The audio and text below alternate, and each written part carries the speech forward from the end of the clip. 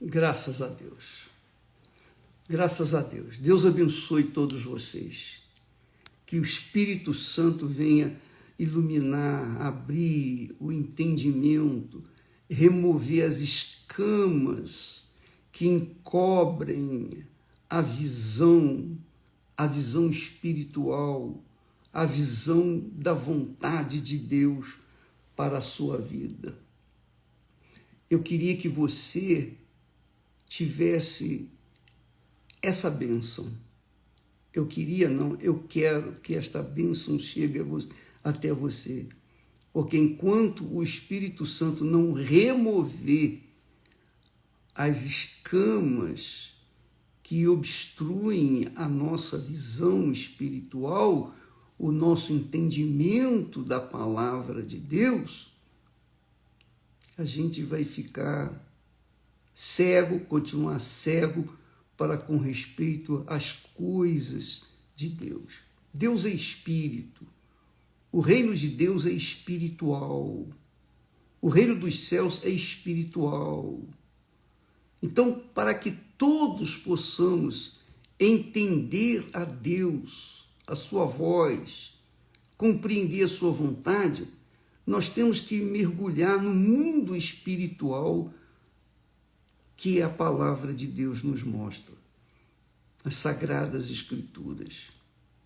Então veja, minha amiga, meu amigo, que às vezes a pessoa, ela conhece a palavra de Deus, ela conhece a Bíblia. Como os judeus conheciam muito bem a Torá, os profetas, os salmos, mas eles não entendiam as coisas espirituais. E por isso eles sofreram e têm sofrido. Veja só, ontem nós falamos que aquilo que Jesus falou, se alguém me ama, importante você entender isso, se alguém me ama, guardará a minha palavra. Não é guardá-la no cofre, não. Não é guardá-la ou deixá-la exposta à poeira na sala de estar, enfim, numa estante. Não. Se alguém me ama, guardará aqui, dentro de si, dentro do seu coração, na sua mente. Guardará a minha palavra, e meu Pai o amará. Quer dizer, se a gente ama a Deus, Deus vai nos amar também. Toma lá da cá. Se a gente ama a Deus, se alguém me ama, guardará a minha palavra, e meu Pai o amará. E viremos, olha só, o tipo de amor que o Pai delega, o Pai, o Filho e o Espírito Santo delegam a nós. Se alguém me ama, guardará a minha palavra. E meu Pai o amará. E viremos para ele e faremos nele morada. Isso é muito grande. Você crê nisso? Eu creio. Quando a gente ama a Deus, Ele nos ama. Quando a gente o despreza, Ele também nos despreza. E Ele falou isso para o sumo sacerdote um dia. Aquele que me ama, eu amarei. Aquele que me ama, eu honrarei. Aquele que me honra, eu honrarei. Aquele que me despreza será desprezado. Não tem dúvida. Toma lá da cá. Não venha com essa história. Aqueles religiosos diziam assim, mas a minha graça te basta. Tá bom, então espere na graça de Deus. Não ame não, você vai ver se essa graça de Deus vai acontecer. Então, usa a sua inteligência, amiga e amigo. Eu apelo para a sua capacidade de raciocínio, que isso é usar a inteligência. Quando nós vivenciamos problemas, dificuldades, quando nós amamos a Deus, Ele nos ama. E Ele, o Pai, o Filho, o Espírito Santo, vem e faz morada dentro de nós. Mesmo assim, Ele vai permitir problemas, dificuldades, lutas, tribulações. Ele vai permitir isso. Porém, Ele permite os problemas, as tribulações, para quê? Para o nosso bem. Ele é Deus, Ele sabe o passado, o presente e o futuro. Aliás, para Deus não existe futuro nem passado, Ele é. Deus é. Ele é o presente por toda a eternidade. Para nós existe o passado, o presente e o futuro, mas para Deus, Ele é, simplesmente Ele é. Então Ele sabe todas as coisas. Ele sabe que para o nosso próprio bem, para que nós venhamos aprender a viver pela fé, e viver pela fé é viver na dependência dEle. É isso que se chama fé. Fé não é você frequentar uma igreja, uma religião, você amar uma religião. Não. Fé é você viver na dependência de Deus. E isso, para você viver na dependência de Deus, você tem que ter um relacionamento com Ele. E o que é que faz você ter um relacionamento com Ele? O amor. Quando você o ama. E você não... Você diz, mas como que eu posso amar uma pessoa que eu não vejo, que eu não toco, que eu não sinto? Era o caso de Jó, por exemplo. Jó era um homem que temia a Deus. Ele não o conhecia. Deus não conheceu, ou melhor, o Jó não conhecia a Deus. E ele era fervoroso. Ele temia a Deus. O próprio Deus disse, homem íntegro, reto, temente ao Senhor e que se desvia do mal. Mas ele não conhecia a Deus. Ele não o conhecia. Então, para que ele viesse conhecê-lo em toda a sua grandeza e glória, Jó passou por aqueles problemas. Mas veja só, o apóstolo Paulo falando para os cristãos romanos, porque você sabe que os cristãos romanos eram idólatras, eram diabolicamente idólatras, pagãos mesmo. Eles cultuavam o sexo. É isso aí. De repente esse povo começou, a luz de Deus brilhou e eles se converteram, foram se convertendo, muitos romanos. Mas eles, obviamente, tinham que passar por dificuldades, problemas.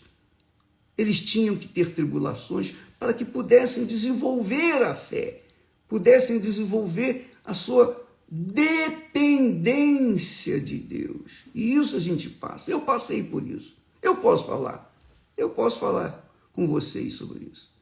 Nós vimos seguindo o Senhor Jesus há 60 anos. Então, eu já passei por muitas tribulações, muitas lutas, muitos problemas. Quem já assistiu o filme Nada a Perder, 1 e 2, na Netflix, ou não, sabe, pode entender as lutas que nós tivemos. Mas todas as tribulações, porque nós passamos, não somente eu, Esther e eu, e toda a família, todas as tribulações que nós passamos, vivenciamos, foram para o nosso bem. Então, Paulo fala para os cristãos romanos que recentemente convertidos eram crianças na fé. Aí ele diz assim: nós sabemos que todas as coisas contribuem juntamente para o bem daqueles que amam a Deus. Aqueles que amam a Deus. Você ama a Deus? Eu amo, Senhor. Então, espere tribulações, lutas, dificuldades. Mas fique tranquilo. Fique tranquilo, por quê?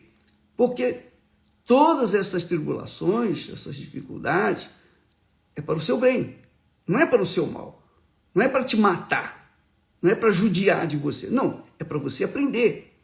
É assim que nós vivemos no nosso mundo materialista. Quando a criança nasce, os pais ensinam as crianças, mas tem momentos que a gente não pode ensinar a criança. Por exemplo, a criança está engateando e ela quer ficar de pé, ela quer começar a andar. Então ela vai segurar aqui, segura ali, fica um pouquinho de pé, depois cai. A gente não pode fazer mais nada. É ela que tem que se desenvolver sua capacidade. E foi assim que você, eu, todos nós aprendemos a andar. Nós aprendemos a andar caindo. Você quer aprender a andar de bicicleta, você vai cair. Essa é a realidade. Nós queremos fazer um curso universitário, nós vamos ter que queimar as pestanas, vamos ter que sacrificar, nós vamos ter que pagar o preço. Então, ele diz com muita clareza, e Paulo, ele tinha experiências de tribulações, um homem sofrido, um homem gemido, a tal ponto de achar que a morte para ele era um lucro. Era lucro morrer. Então ele está dizendo que ele viveu, estava ensinando pelo Espírito aos cristãos, os novos cristãos. Olha, sabemos que todas as coisas contribuem para o bem daqueles que amam a Deus. Jesus disse, se me amais, guardais a minha palavra. Aquele que me ama, guarda a minha palavra. Guarda a minha palavra. E meu Pai o amará. E viremos e faremos nele morada. Então, quem ama a Deus tem a garantia da bênção. Nem precisa orar, Deus me abençoe. Não. Já está determinado, já está profetizado, já está garantido. Quem me ama será amado de meu Pai, eu o amarei e viremos, o Pai, o Filho e o Espírito Santo, e viremos e faremos nele morada. Agora veja que esse tipo de amor que Deus requer, não é esse amor fajuto, vulgar, humano, não, de interesses pessoais, não. É um amor em que a pessoa se entrega, se rende. Quem ama, dá a sua vida. Quem ama, dá a sua vida pela pessoa amada. Essa é a realidade. É o casamento. O casamento é isso. É algo sério. É algo divino. Foi Deus quem criou. Então, minha amiga e meu caro amigo, amar não tem nada a ver de emoção, sentimento, coração, sensações. Não, esse é um amor desse mundo. Um amor diabólico que engana, que ilude, que faz as pessoas traírem, serem traídas. O amor de Deus é puro. Deus requer esse amor puro. Se eu amo a Deus, eu sacrifico a minha vida por Ele. eu sacrifico a minha vida por ele. E como que eu posso sacrificar a minha vida por ele? Dando para os outros, o meu semelhante, aquilo que ele me deu. Isso é amor. Isso é amor. É um amor verdadeiro. É um amor puro. Quando a gente ama as pessoas, quando o pastor ama as ovelhas, ele ama a Deus. Mas se o pastor não ama as suas ovelhas, ele não ama a Deus. Essa é a realidade. Essa é a pura realidade. E o pastor, o bom pastor, dá a vida pelas suas ovelhas. Não é isso que Jesus ensina? Então, Paulo, ele diz, olha, e sabemos que todas as coisas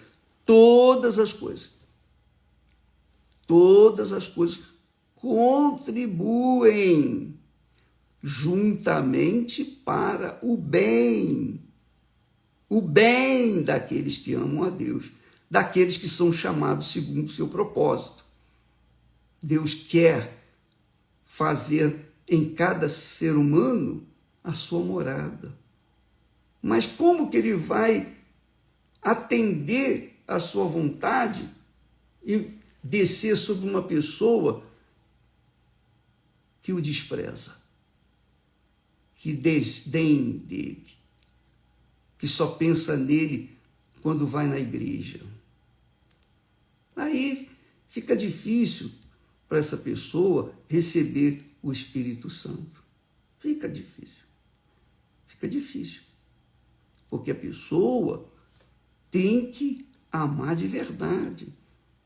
E o princípio do primeiro grande mandamento, que é amar a Deus sobre todas as coisas, é esse: é guardar a sua palavra, observar a sua palavra, obedecer a sua palavra. E para você obedecer a palavra de Deus, ou seja, para você obedecer à vontade de Deus, você tem que contrariar a sua vontade. Você tem que negar a sua vontade. Você não pode seguir os seus caprichos, desejos, suas vontades, atender às suas vontades e atender à vontade de Deus, porque elas batem de frente. Elas se contrapõem. A vontade humana não é a vontade de Deus. A vontade de Deus é que nós tenhamos uma vida disciplinada, ordeira. É isso aí, minha amiga. E nós vivemos o quê? Em nome da libertinagem, que eles chamam liberdade de libertinagem. Em nome da libertinagem, tudo válido. É tudo válido. Vale tudo. Tudo.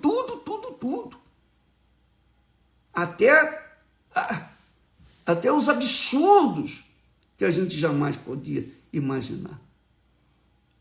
Acontecem. Porque as pessoas amam mais a si mesmas e querem satisfazer as cobiças de seus corações, seus desejos, seus projetos pessoais. A vontade de Deus fica de lado, claro. Mas se ela se volta para fazer a vontade de Deus, ela vai ter que contrariar a sua carne, não é? Então Jesus é muito bem claro na sua palavra. Ele não deixa dúvida. Ele diz: se alguém me ama, guarda a minha palavra. Se alguém me ama, guarda a minha palavra. Está aqui escrito. Muito forte isso. Ele diz: se alguém me ama, guardará a minha palavra. Os meus juízos, quer dizer, a minha disciplina, a minha ordem. O que é certo, e o que é errado, deixa de lado. Viver uma vida de acordo com a justiça, do que é certo. Guarda a minha palavra, e meu Pai o amará. Meu Pai o amará. Se alguém me ama, guardará a minha palavra, observará a minha palavra e meu Pai o amará. E viremos para ele e faremos nele morada. Então, você quer receber o Espírito Santo? Você tem que pagar o preço. Não é simplesmente pensar em Deus quando você vai na igreja. Não é pensar em Deus quando você vai às quartas e domingos na igreja. Não. 24 horas. Quando a gente tem uma aliança com Deus, quando a gente ama o Senhor, a gente pensa nele. Está sempre pensando nele. Qualquer atitude que a gente tome, nós temos duas opções. Seguir o que é certo ou seguir o que é errado. Fazer o que é certo ou fazer o que é errado. Eu me lembro de uma pessoa que recebeu o Espírito Santo e ela disse, bispo, é interessante. Quando eu recebi o Espírito Santo, eu recebi tanta alegria, tanto gozo, e falou da experiência dela. E aí ela disse assim, o senhor sabe que eu fiquei, a partir daquele momento, eu normalmente pegaria um pedacinho de papel, jogaria no chão, mas dessa vez não. Eu procurei uma lata de lixo para jogar aquele papel. E se não tenho lata de lixo, eu coloco na minha bolsinha.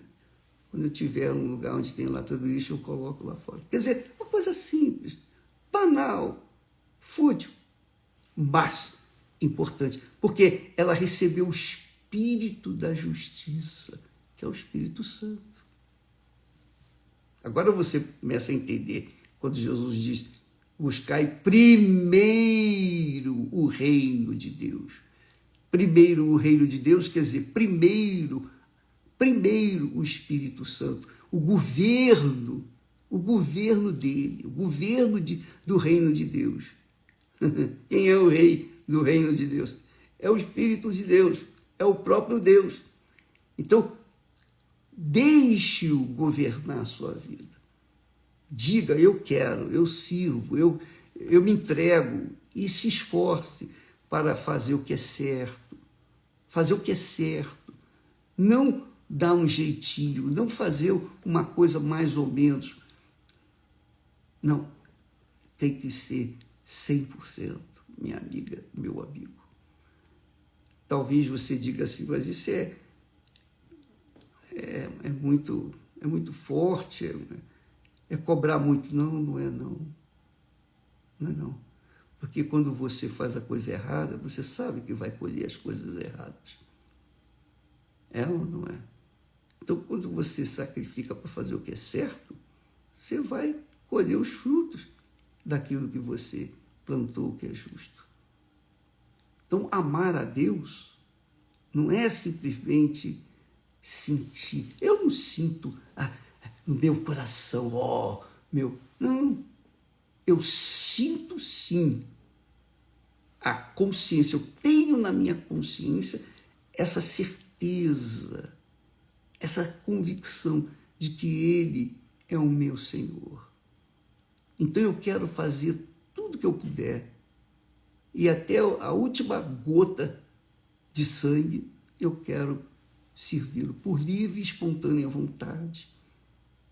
E você sabe, aqui para nós, eu vou fazer 80 anos. Eu praticamente já tenho isso. Eu poderia estar descansando. Se eu estivesse trabalhando para o mundo, se eu estivesse trabalhando para mim, eu já teria me aposentado. Mas como eu sirvo ao meu Senhor, eu não vou me aposentar nunca. De jeito nenhum. Porque eu quero servir ao meu Senhor. Porque eu o amo. Quer dizer, um amor consciente, um amor verdadeiro. É um casamento. É o casamento. Quando a gente casa, o casamento é uma analogia da nossa aliança com Deus. Sabia? O casamento, o matrimônio, o sagrado matrimônio, é uma analogia da aliança entre as pessoas, entre os casais com Deus. Não me pergunte, mas o meu marido não aceita, e minha esposa não... O casamento é isso. O casamento, o matrimônio, não é uma brincadeira, não é uma tentativa. Ah, eu quero ser feliz. Não. Quando a pessoa casa, ela quer fazer a outra pessoa feliz porque ela ama. Quem ama quer o melhor para a pessoa amada. Então, eu quero fazê-la feliz. Eu amo a Deus, então eu quero que o meu Deus se agrade de mim. Eu quero agradar o meu Senhor. E porque eu quero agradá-lo, ele então vai satisfazer os desejos do meu coração. É isso, minha amiga e meu amigo. Para que nós possamos caminhar com Deus, viver na dependência dele, na dependência do Espírito Santo, nós temos que passar por tribulações, lutas, dificuldades, enfim, todos nós passamos. Eu passo. Todos nós passamos. Todos nós passamos. Mas não são tribulações que nos levam à morte, são tribulações que nos levam a uma maturidade espiritual, uma experiência espiritual. Paulo tinha essa experiência e ele fala, e sabemos que todas as coisas contribuem juntamente para o bem daqueles que amam a Deus, daqueles que amam a Deus. Se você ama a Deus, está passando por tribulações, graças a Deus. Então, eu amo a Deus, eu sei que as tribulações que eu passo, que nós passamos, graças a Deus, é para o nosso bem. Isso faz a gente experiente, tira a gente daquela idade imatura, infantil, que por qualquer coisinha chora. Sim ou não? Quando você é experiente, você aguenta firme, você é firme na fé, porque você sabe, você tem convicção de que o seu Redentor vive. Aleluia. Entendeu? Jó é um exemplo perfeito disso que nós estamos falando. Ele amava a Deus, embora não o tivesse conhecido.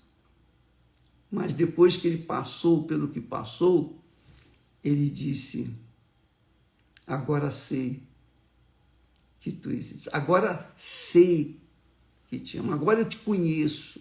É isso que ele falou. Eu ouvia falar de ti, mas agora os meus olhos te veem. Aleluia. É isso aí, minha amiga. Está passando dificuldade? Problemas? Qual o seu problema? Qual a sua situação? Você ama a Deus? Se você ama a Deus, Ele te deu fé para você esperar, confiar nele, que isso tudo vai passar. Eu me lembro da palavra de um artista plástico conhecido nosso, que ele já faleceu, mas na hora da dor, da angústia, ele então disse, eu estava falando com ele, eu estou aqui, estou desesperado, não sei o que fazer. Ele chegou para mim e falou assim, olha, segurou na minha mão, eu disse assim, olha, Deus é contigo, isso vai passar. Ele era muito experiente e Deus é contigo.